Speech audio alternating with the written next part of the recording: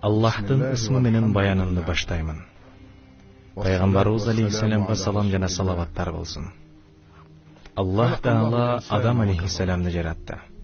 Андан аялын жаратып, ал экөөсүнөн бүткүл инсаниятты таратты.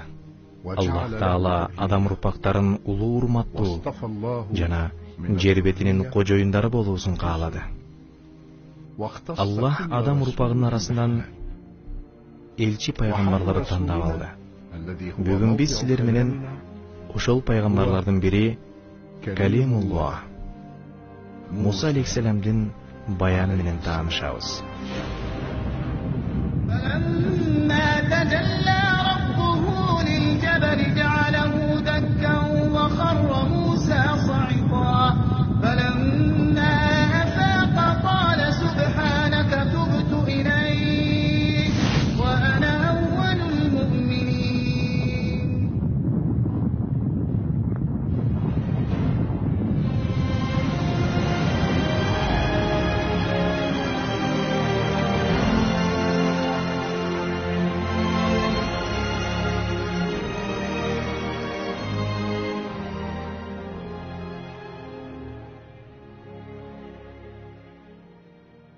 Муса Канаан өлкөсүн мекен туткан Бану Исраил коомунан болчу. Ушул жерде биз Юсуф алейхиссаламдын окуясына кайра назар кылсак, ал Канаандык ата-энеси менен агайындарын Мисирге чакыртканы эсиңердеби? Ошондо Якуб урпактары менен Мисирге көчүп келе баштады. О, Бану Исраил, түйүнчү, Мисирдин дарбазалары көрүндү.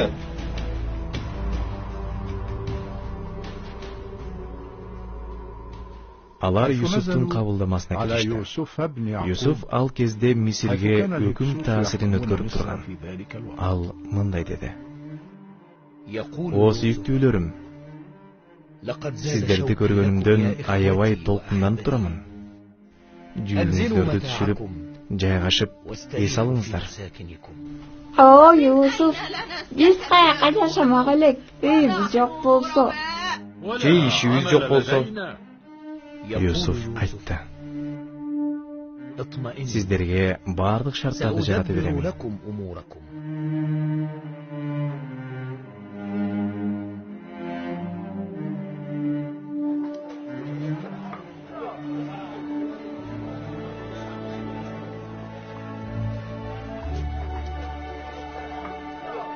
О, бурадар, бизди кайда баштап бара жатасың? Бизди Юсуф сага тапшыргандан бери артыңдан жүрүп чарчадык го акыры. Жаңы кошунаңарга баштап бара жатам. Ал кай жерде өзү? Нил жээгиндеги Каасан жеринде. Каасан дегенин кооз жерби? Ооба, Мисирдин эң кооз жери ушул.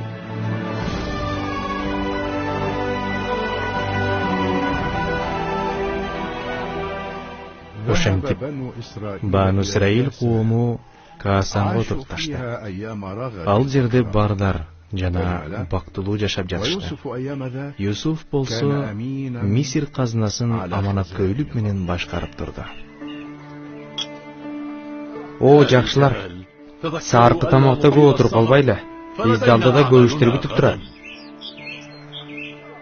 Юсуфтун жакшылыктарын эч качан унутпаймын. Ал бизди ак сүйүк адамдардын катарына кошту.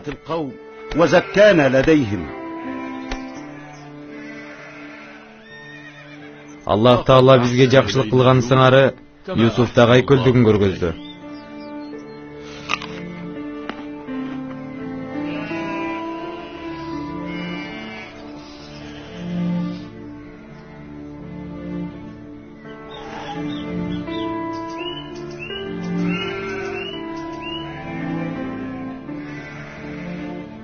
Юсуф адамдар арасында адилеттик менен өкүм жүргүздү.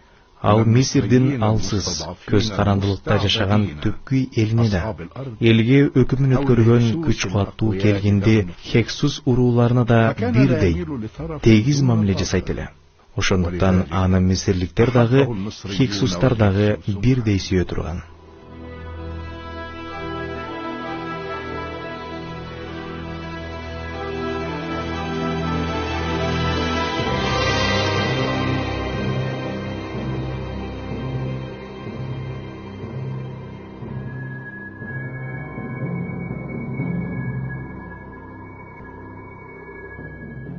О, Юсуф, эртең буудай азыктарын бөлүштүрүүчү күн. Мен бул жылда мисирликтердин үлүшүн азайтууну каалайт элем. Мындан үнөмдөп калган пайданы мамлекетти күчтөндүрүүгө жумшайбыз. Юсуф айтты: О падышам, сиздин өкүмүңүз баш үстүнө. Бирок мисирликтердин үлүшүн кыскартууну мен каалабас элем. Анткени алар жыл бою баш көтөрбөй эмгектеништи. Алардын акысын бербей коюу адилеттен болбой калат. Эгер үнөмдүүнү кааласаңыз, анда менин үлүшүмдү казынага калтырыңыз.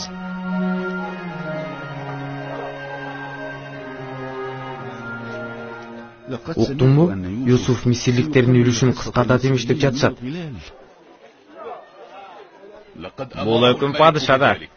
Юсуф падышанын сөзүн эки кылмак беле. Баса, силер мисирликтер эч качан биз бийликтеги кефсустар менен тең боло албайсыңар. Бийлик биздин колубузда. Бийлик силердин колдо. Бирок өлкөнүн кожоюндары биз болобуз. Менин алдымда бул сөздү айткан тилиңди кесип салам. О, адамдар, жол бошоткула. Дан азыктарын бөлүштүрүү үчүн Юсуф келе жатат. Юсуф айтты: Эй кызматчы жигит, кана, дан азыктарын бөлүштүрүүнү башта. Ушул жылы мисирликтердин үлүшү кыскартылат эмиш. Ушул туурабы? Юсуф: Жок, жылдагыдай баарына тегиз бөлүштүр, деди. Муну адилет десе болот. Көп жаша, Юсуф.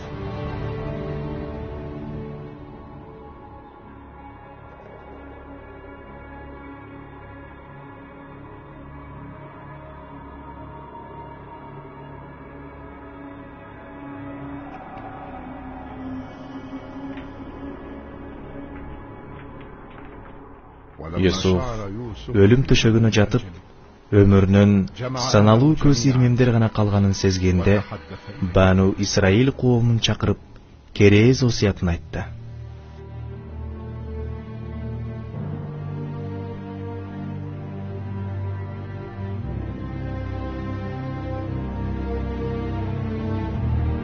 О элим, Аллах тандаган жана ыйманды кармаган жакшы элдин урпактарынан силер гана калдыңар.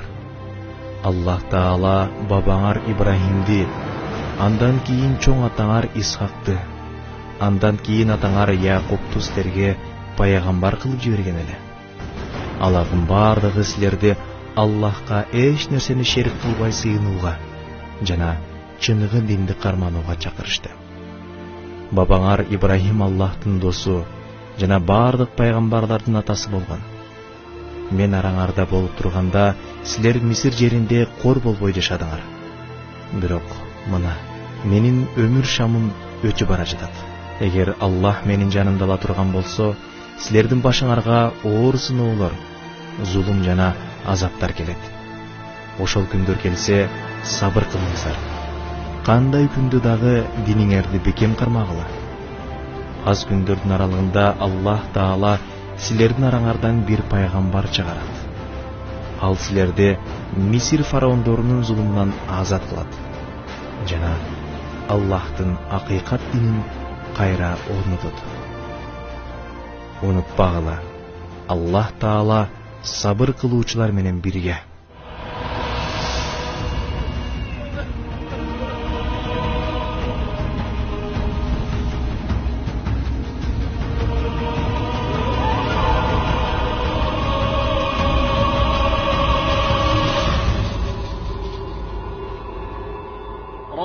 قد آتيتني من الملك وعلمتني من تأويل الأحاديث فاطر السماوات والأرض أنت ولي في الدنيا والآخرة توفني مسلما وألحقني بالصالحين.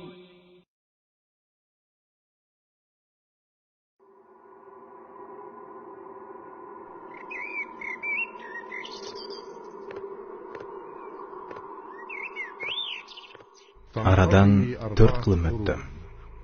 Бану Исраил коомунун саны көбөйүп, бир нече миңге жетти. Бирок алар Юсуфтун осуятын унутушкан эле. Алар келгинде Хексустарга жан тартышат эле. Эй, мисирлик чортаман, мага 10 кумара бер. 10 кумара 10 динар болот. Алар мага эмес, тетеги башкармага, акмак. Муну менен эмнени айтайын деп турасың? Эй, акмак, ал сенин жаныңды сактап турат. Өлтүрүп салса, 10 динарды сурай албай калбагын. Эми түшүндүңбү? Менин бүт тиричилигим ушул кумаралар. Аларды алсаң, үйдө ачык отурган бала чакамды эмне менен багам? Добушуңду өчүр, чортаман. Добушуңду өчүр, чортаман. Али кожоюнуңа сөз кайтара турган болуп калдыңбы? Кое тур. Мына Бану Израилдин төрөсү келип калды. Ошол чечип берсинчи маселебизди. Эмне болуп кетти? Мына бул менден 10 кумара талап кылып жатат. Алар 10 динар болот. Бирок бул акысын төлөбөйүн деп жатат. Аларды мен эмес, башкарма алат. Эгер башкармага болсо, акысыз эле беришиң керек. Эй, анын урпактары, силерге эмне болду? Эмнеге адилет кылбай жатасыңар? Акыры бул зулум го. Юсуф болгондо адилеттүү чечмек. Силерге эмне болду? Ошентип, Бану Исраил адилеттен алыстап, зордукчул Хексустардын таламын талашып жатты. Мисирликтер Бану Исраилди жек көрө башташты. Бирок жүрөктөгү жаалды ашкере кылууга даай албай жашай беришти. Анын эле бир күнү Бану Исраилге коркунучтуу күндөр башталды. Анткени Мисирден Ахмус деген баатыр чыгып, мисирликтерди Хексустардын зулумунан азат кылууга бел байлады.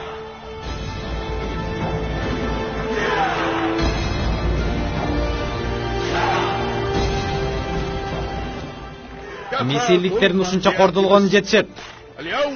Бүгүн биз өлкөбүздү келгинди Хексустардан азат кылабыз. Чөгөлөп жашагандан көрө тике туруп өлгөнүбүз жакшы.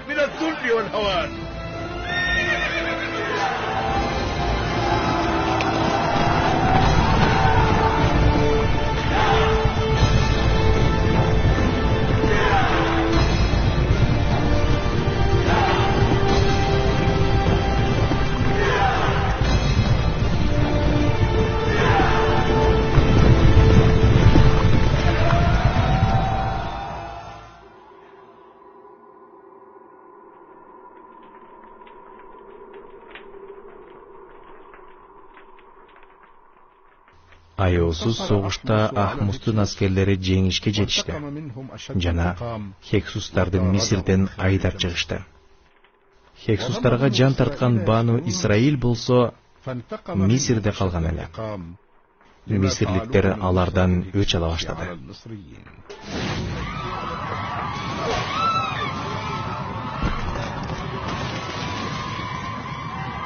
О, мисирликтер, ырайым кылсаңар боло. Жаш балдарыбызга, аялдарыбызга бооруңар оорусунчу. Силер биздин балдарыбыз менен аялдарыбызга ырайым кылдыңар беле? Ишенген Хексустарыңды чакырчы гана. Сага жардам бере алар бекен. Бул бизге жасаган кыянатыңардын жазасы.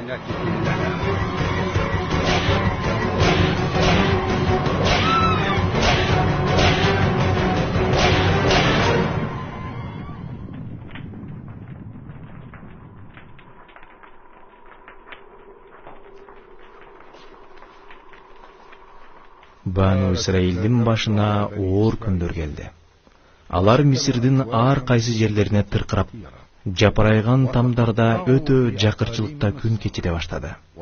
Мисир фараону бардык Бану Исраил урпактарына Мисирден чыгууга тыюу салынсын, мал мүлкү тартып алынсын, балдары илим таалим албасын, өздөрү кул кылынып, эң оор иштерге акысыз иштетилсин деген жарлык чыгарды.